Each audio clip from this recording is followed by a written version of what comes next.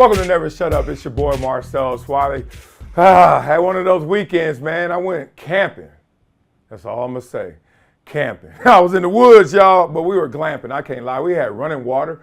We had electricity. They had a food market with everything, more stuff than our local market. I was like, God dang, what we going in the woods for if we're gonna do it this good? It was love. The kids were kidding and the adults were adulting, if y'all know what I'm talking about. All right, let's talk about a guy that I fully respect. And I say fully respect because he's not perfect like any of us, but he's achieved greatness, a level that nobody else has in terms of perfection. Yes, I'm talking about Floyd Mayweather right here, my former neighbor. Yes, I used to live next to Floyd Mayweather.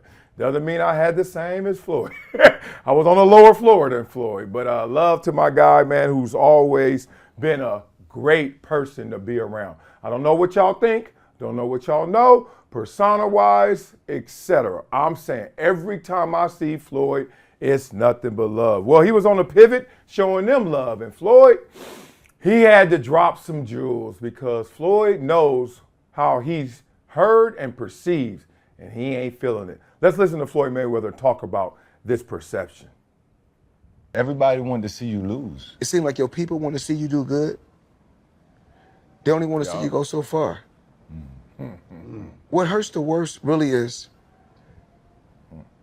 that our people glorify illegal shit and hate the legal shit. That's a fact. Damn. I will come and do your show every year for free, don't want nothing. Just to see my people win. Yeah.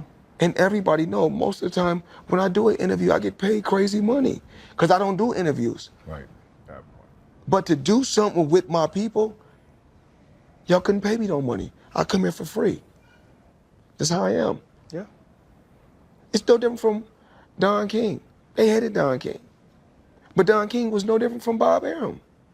Oh. He was just a black promoter. Oh. He's a Jewish promoter.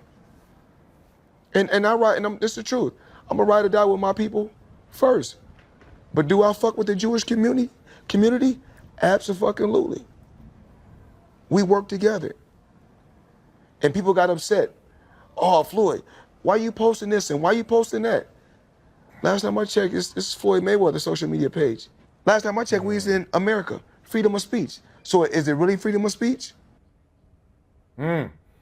Floyd had to unpack. Floyd had to unload right there. Had to hit y'all with a 1-2 punch. Let me tell you what I heard from Floyd Mayweather right there.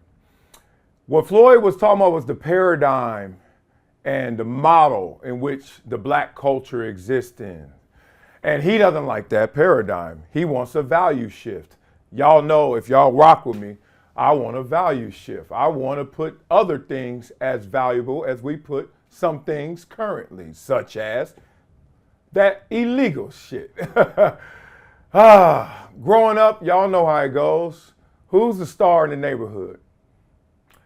Not the smartest person, because you don't even know how that's going to turn out. All them A's, what they going to add up to? Maybe the valedictorian, because he got a little McDonald's scholarship going on. But other than that, most people don't even celebrate the smartest person. This ain't just black culture, but we gonna talk with Floyd talk black culture. Who's the star? Oh, that little man-child boy that's killing flag football or Pop Warner and gonna turn out to make it and be the lotto ticket for the neighborhood. Who else is the star? Y'all know who they are. The ones that scare people, the gangsters, the drug dealers, the one that's making that money off his people. And it's crazy because part of that is like kids being kids, like kids don't know better, so it takes the adults to shift the paradigm, to shift the values so that the kids know what's valuable. Doesn't happen that way. What happens is the lower frequencies get the higher ratings. What happens is the dum-dums take over. What happens is the cool kids are the coolest. You're like, why is that the coolest? It should be the one that's doing the right thing should be the coolest, right? Floyd doesn't like that either. Despite him being Gucci down to the socks, Floyd still sees the craziness in this. Where's it all come from? Let me keep it short. For black people, it's a lack of cultural identity. Yes, I said it, because yes, that's the facts. That's the truth. Our foundation is borrowed. Borrowed. and it has us out of sorts. No lie. Because everything that we say is ours, as crazy as we get, territorial, it's really theirs. Or a grander ours. We borrowed it from them. Think about that, right? I ain't going back to slavery times, but I'm talking about current existence is nothing but a borrowing of ideals.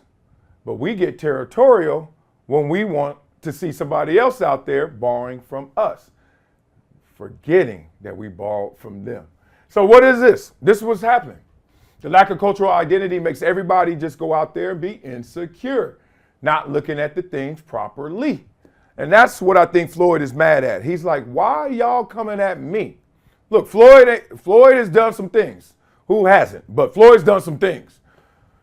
Overcome those same things. But he's like, why y'all always on my head when I'm doing the right thing in terms of how y'all know me? I'm a boxer. How did I do at boxing? Shut it. The other thing I heard, and this is the only thing I will push back on with Floyd, is he got there. It's about our people, all of us. Because you notice he says, I'm going to rock with us first, but I'm also going to rock with the Jewish people. What we really want to do is rock with everybody. Come on, y'all. Stop playing. Like, we can't let the skin, we can't let the epidermis tell us what really is going to go down in terms of character, in terms of what we are up to. So I think Floyd said, I rock with my people, but my people ain't rocking with me, so I rock with anybody that rock with me, which is the end game, which needs to be the starting game. Just rock with who you should rock with. Literally, if I say my core, my top 5 people in this world, 3 black, 1 Asian, 1 white. It's just, and you know how I figured them out? Just looking through them, into them, to see who they really were, who they really are. So, man, I hate the same thing he hates about our culture. I hate the same thing that it props up that wrong stuff. These fools out here, they get too much attention. And the people doing their real thing, the good thing, they get skipped by. So let me know what y'all think about what Floyd said. Y'all think, man, Floyd is out of touch. Y'all think, man, Marcellus, you with him? That's some BS. Or y'all like hard truths, but the real? And how differently do you think that our culture acts versus other cultures? You know, they always black culture, white culture, Jewish culture, etc. What do y'all think we need to do? Some suggestions, some edits, some ads, and also some props for what our culture represents. Last but not least, do you rock with your people first, or do you rock with all people first? I'd like to hear that. It's interesting to me. All right, let's get into this right here. Boy, hey, buckle up. André Ward about to take y'all down a path of his relationships, and it's going to start with our first relationship, with our mom and with our dad. Now, we all know not everybody's blessed to have a mom and dad in the home. André Ward wasn't. So he's going to explain how not having a parent in the home affected him. Let's listen to André Ward chop it up. We don't hear those stories enough about single fathers. Yes. Raising It's rare. kids. How did that impact you? Not have a mother in the house. You always hear about not having a father in the house. How did it impact you not having a mother in the house? Man, the good part of it was I got to see a man get up every day and go to work. My father would always say, you know, I got my struggles. And my father, he struggled with heroin addiction. But he was a functional addict. And my mother was a full-blown addict. You know, she was in San Francisco. I'm in the East Bay. And she's completely in her addiction. And my dad would say, I don't care what I'm going through, I'm not leaving. That showed me what manhood was about. That gave me a strength about me and a confidence about me. Not having the mother there, I didn't have that nurturing. I didn't have that gentleness, that balance that a young man needs. So now when I get into a relationship, I wonder why I got mistrust and distrust for this young lady, my wife Tiffany, that I say I love. I can't seem to trust because the most important woman in my life at the time, she wasn't there. So it took me time, Charlamagne, to start realizing the mother wound. We talk about father wounds, but the mother wound that I had going into adulthood and how that followed me. And I didn't realize this until later in life. And I had to do a lot of work. And, you know, I'm in a much better place now, but not having my mother there, definitely impacted me for sure. I was gonna say, how did you get over that? I mean, not having a mom in your life, like you said, that sensitive side, that nurturing Yeah. side, because dads, especially in that era, is Yeah. you fall, get your ass back up. Yeah. You better not Yeah. cry. Yeah. That was dads Yeah. back then, Yeah. but you didn't have part. that other side of mom said, well, let me hug you, let me hold Absolutely. you, let me make you feel better. So how did you get over that? I mean, the first thing is just identifying what it was. It took a lot of lumps to get there. You know what I'm saying? Because I'm not trusting and I'm blaming her. I'm not, loving her the way I should and I'm blaming her. Really when I crossed over and got out the streets and really settled down and gave my life to God, I started really being able to hear my thoughts and really put the patterns together and then remember the struggles that my dad had. And then getting around, they say a few good men, my pastor and a couple of good core brothers that I have, and just them helping me identify certain things and talking through that stuff. And for me, when I talk through things with the right person, it's therapeutic. Like even writing a book, like it's a lot of pain. You pulling off old scabs and old wounds, but the end is good. So really just identifying what it was, understanding what it was, acknowledging it, and then allowing the help to help me. You talk about your wife, but I'm talking about this relationship with women, period. Yeah. How did that affect you not having a mom? How did you look at women like throughout your whole life? Man, like I said, it was just distrust and mistrust. Yeah. Yeah. Did it ever come to a point like where your wife, where y'all on the verge of divorce or separation, or was she just always very patient and understood from the jump what had Oh no, happened we to went you? at it for sure. Yeah. Yeah, but you got to realize too, we started super young. Like How old? first child, we met in high school. First child, 16 years old. Second child, 18 years old. And I'm living with Verge, like I said, my godfather trainer, and his wife. And she mad, we going at it. And Verge just sit us down. This is how you want to carry yourself as a wife and as a woman. Dre. And I felt like he was always taking her side. I'm like, why you always taking her side? He said, listen, I'm trying to help you, man. Sit down and stop talking. And he would just sit us down and break it down. He would open the word and say, man, this is how you supposed to carry yourself. Now look, when he go to the gym, and this is, again, we 17, 18 years old, 19 years old.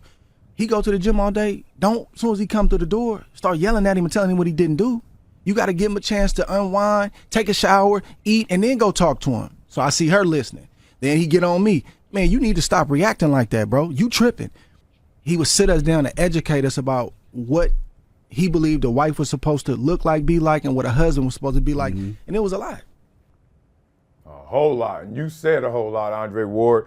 As y'all know, that's a man of character. That is a man of God. That is a great man and a great, tremendous boxer.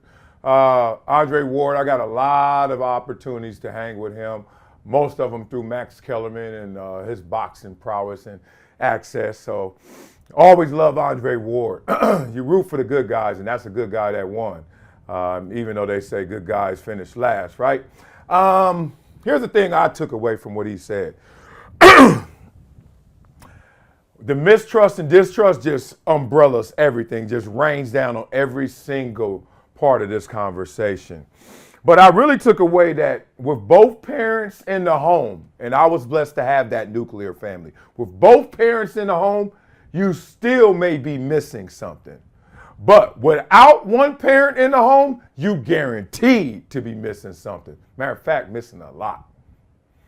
I know this dynamic very intimately. My best friend grew up without his mom and his dad this much, so barely anybody in the family at home. Raised by his cousins and aunties and grandma, and you know how it is when grandma and grandpa raising you. They just ain't getting it like you get it. They come with that big bomb of wisdom, but them day-to-day, them little scuds, them little shots, them day-to-days just get right by them. They ain't got the energy. They can't keep up with these kids, right? So he was raised like that. And it sounded like André Ward obviously had that absence, that sensitive side, the feminine side, the necessary balance in this world.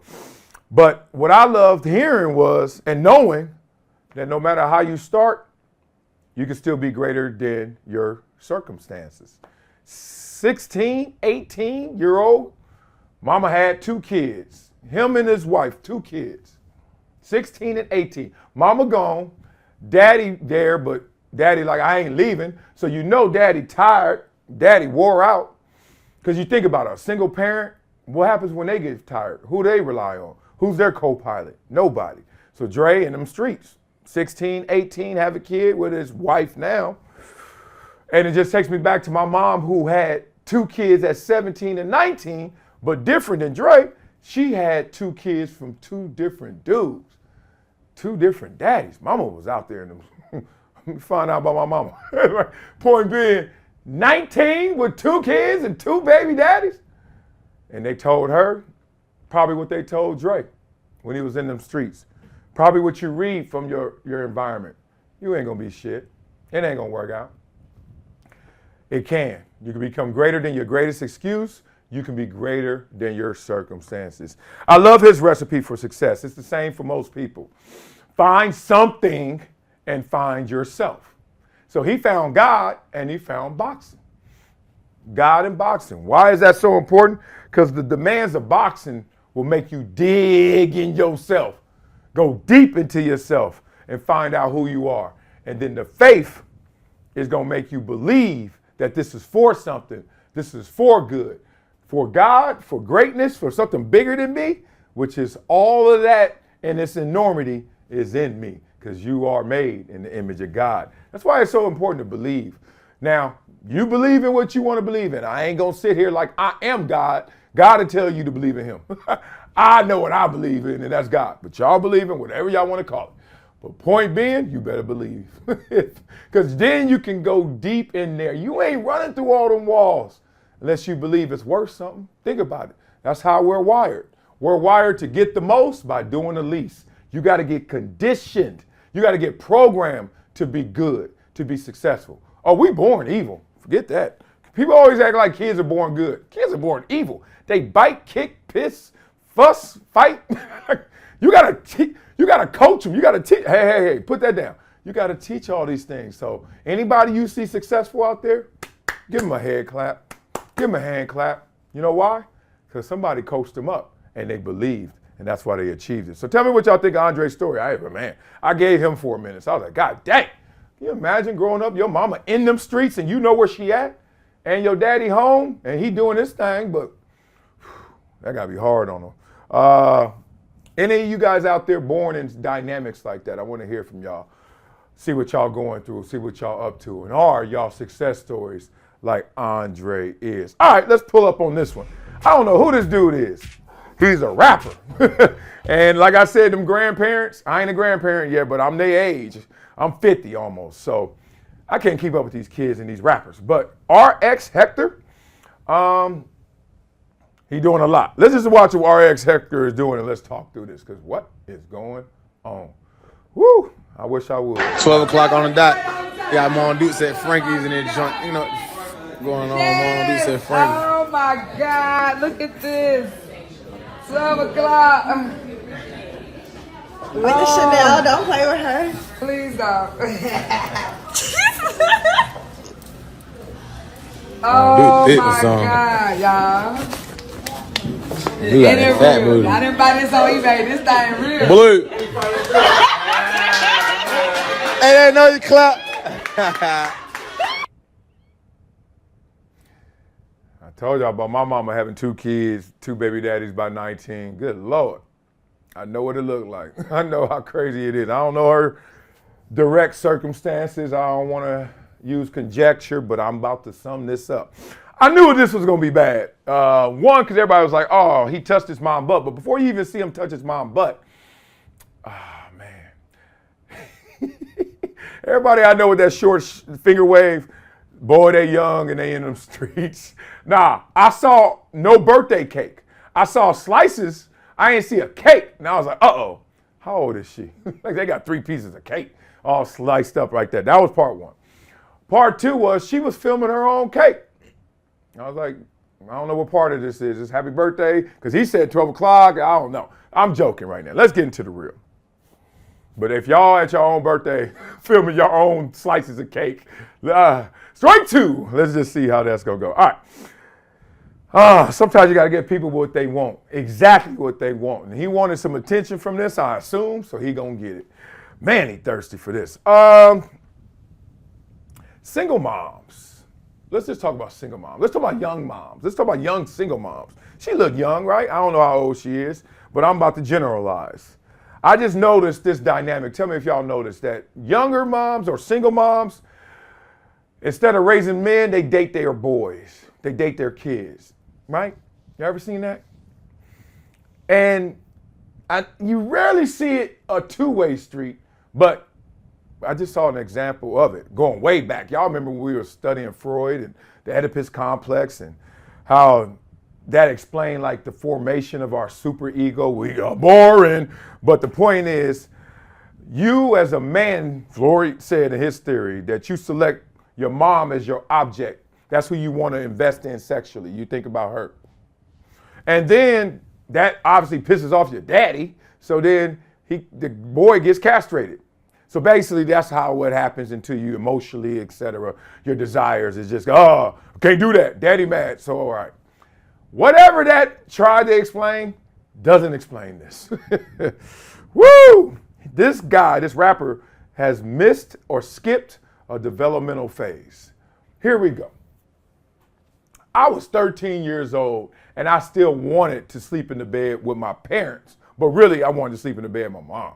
I was a mama's boy. God dang, I was a mama's boy, right? Big teddy bear, mama's boy. Love my mama. Always hugging my mama, dance with my mama, crazy with my mama. And I remember one day, I'm 13, right? Now, not her size. Remember, I ain't get bigger than my mom till I was in college, like sophomore year, so 20, 19. So I'm still itty bitty. My mama looked at me one day. I don't know what she needed, but it wasn't me in that bed no more. Move and get your butt out this bed. Don't come in here no more. For real. I was like, Mama, what? I'm like, what you wake up? You had a bad dream? She was like, no. But you know what my mom was doing in that moment? Now, she wasn't a single mother. My dad was there, but we had some issues. My mom was like, hey, boy, time to transition. Time to become a young man. Time to, one day you're going to be a man. I don't know how it went down in this house. I don't know, because right now you can't even get life lessons sometimes out of these videos because cats just be wanting you to talk about them, and they know what to talk about. They know we're going to talk about crazy stuff like this. It's going to pop off. But I don't even think it, I mean, perverted seems too easy to say, like weird. But worse than him tapping her butt, and not even like football player tap, not even like good game tap, but like really was her response to the tapping. Like, oh.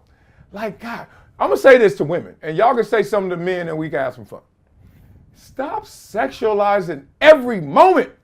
Golly, every time I see somebody, like, sometimes I'll be out there playing pickleball, and if there's a woman playing, most of the time they cool. And then every now and then, she gonna have to do something like this and like this on for good point. And I'm like, I don't know. Me and my boys had this conversation one time. Maybe we should have had it with a woman. Somebody schooled me to this. Why are they always doing that? Like right now, my Instagram ain't nothing but pickleball videos, curly head videos. They still cool.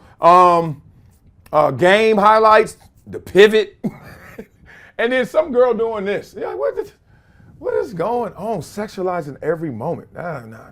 I got 3 girls, so I'm trying not to see it. My oldest ain't like that. My 24-year-old, oh no. I don't know if she's shy or she's just a woman, just a lady. She just ain't that. She ain't no thought, but I don't know what this dude mom doing, but that was a whole lot. Beat it up in the comments. I ain't got much to say about that. I just had to show that. Let's keep it going, y'all. Tell me what y'all think about that. Perverted, something else? This a generational thing? Am I getting too old? Y'all tap y'all mamas on the butt and rub them and then they start clapping? Let me know. I don't want to judge, but I'm judging. Let me know what y'all think. All right, y'all. Coming up next on Never Shut Up, funk up some comments, hit you with a Wileyism. We got to get up out of here. Man, that's what y'all do with y'all mamas? Goodness. Wild out here.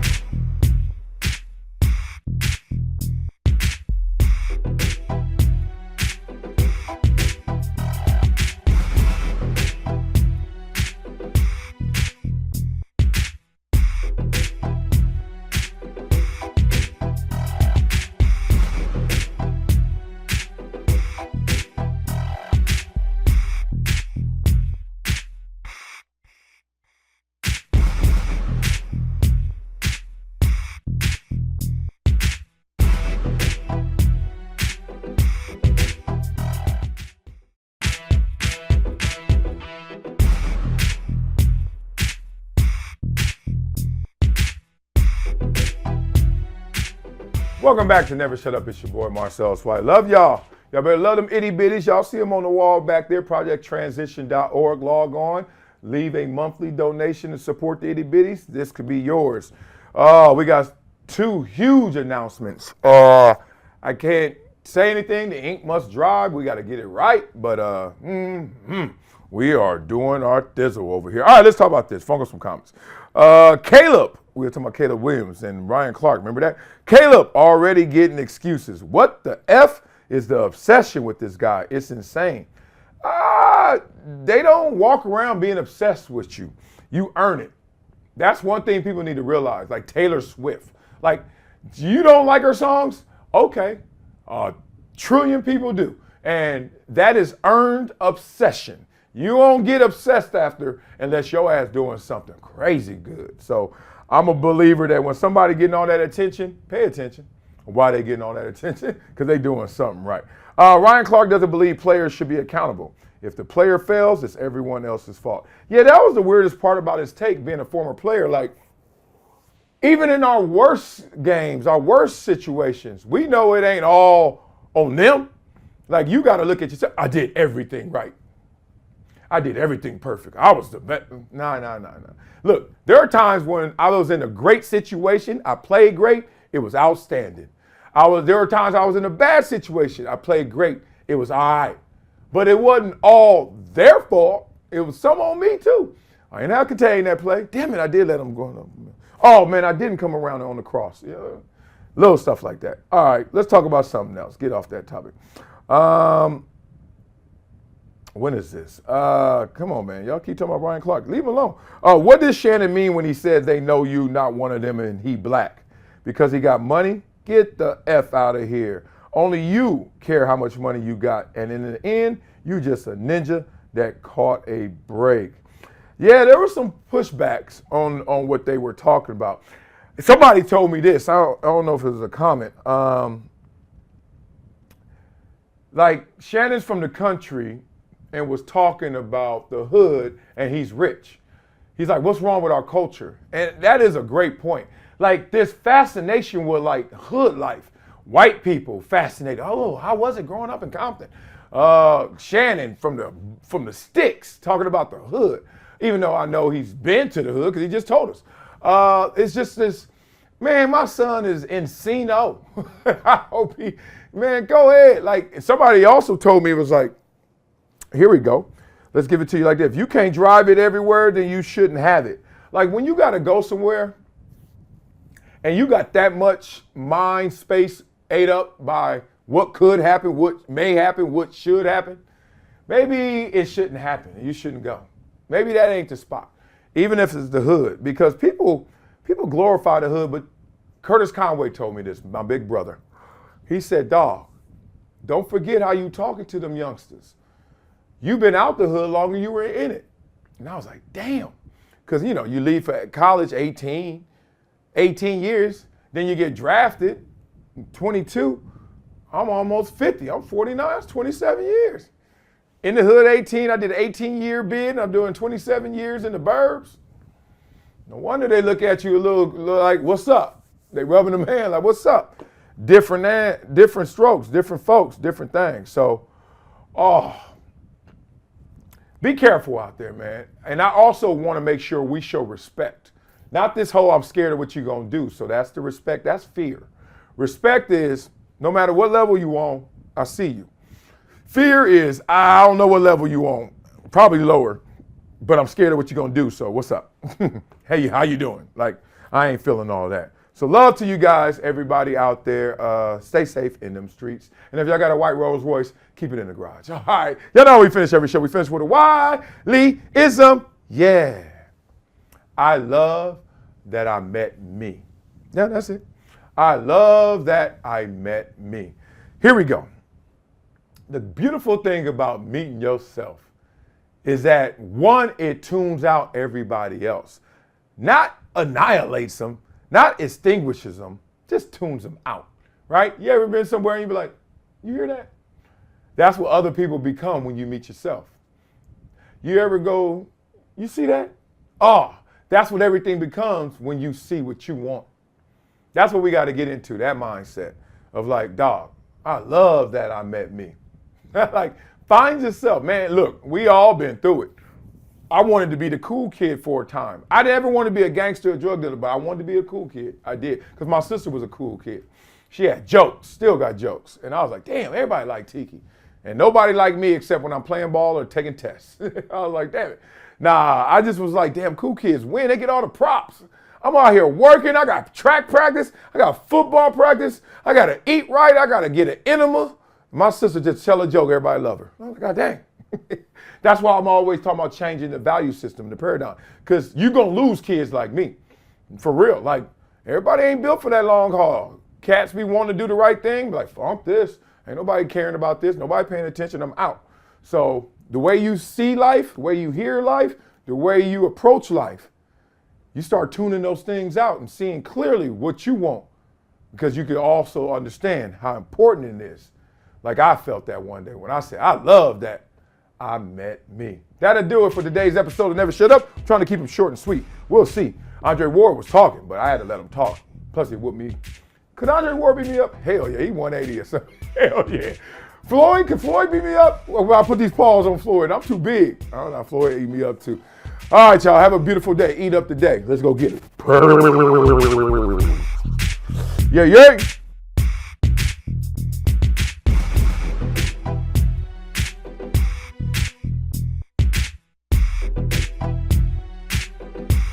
Things a lot faster.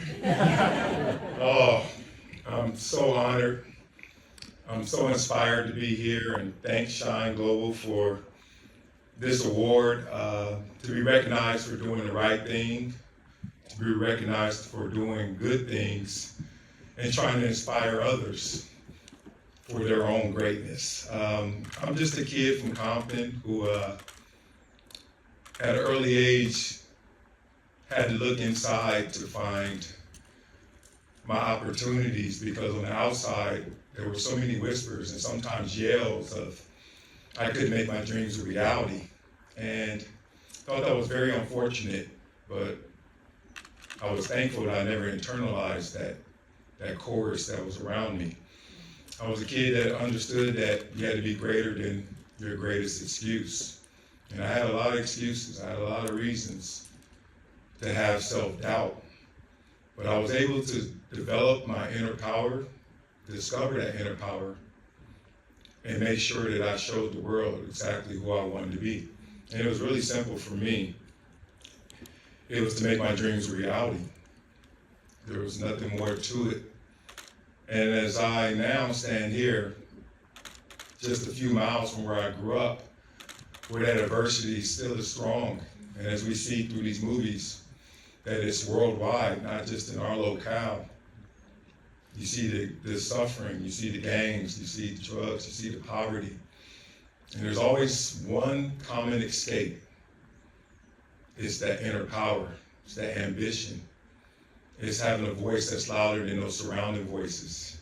And I'm on a mission, a global mission, to make sure that inner power inspires all to not only give, but to receive the blessings that come from giving. And I'm up here right now as a guy who's challenging everyone to give their 3 T's. That's time, that's talent, and that's treasure. Human capital, financial, whatever it may be. Let's invest in each other, because we all have to coexist here together. And as I look around and I have a foundation that really inspires these kids to become their greatest version of themselves, and to look in the mirror to make sure that they're greater than their greatest excuse. It gives me my greatest passion. I was a kid who wanted to be a school teacher, but because of my height, weight, and speed, I became a football player. So I took that helicopter ride up as high as I could, but as I was ascending, I never forgot that I was once one of those fork-in-the-road kids who was shot at many times, who had to navigate around adversity every single day, who had to waste so much of his brain power just trying to get home every day. And so many experiences that sometimes you become desensitized to. But in reality, that is someone else's reality. So I'm so thankful to stand in front of all of you guys as a as an example of the kids that we're trying to affect, the underserved, the underprivileged, those who are told that their hardships are greater than who they are. But hopefully we can inspire them all to look inward, because everything they want out there is already in here. Appreciate you guys. BetUS, America's favorite sports book, where you can bet on everything, anytime. Sportsbook, casino, horse racing, live betting, and more. We have the best bonuses in the industry. That's right. Get a 125% sign-up bonus, and to celebrate our 30-year anniversary, we're giving up to 30 risk-free bets, a truck, Super Bowl tickets, and more. Don't miss out. Play smart. Join now. BetUS, where the game begins.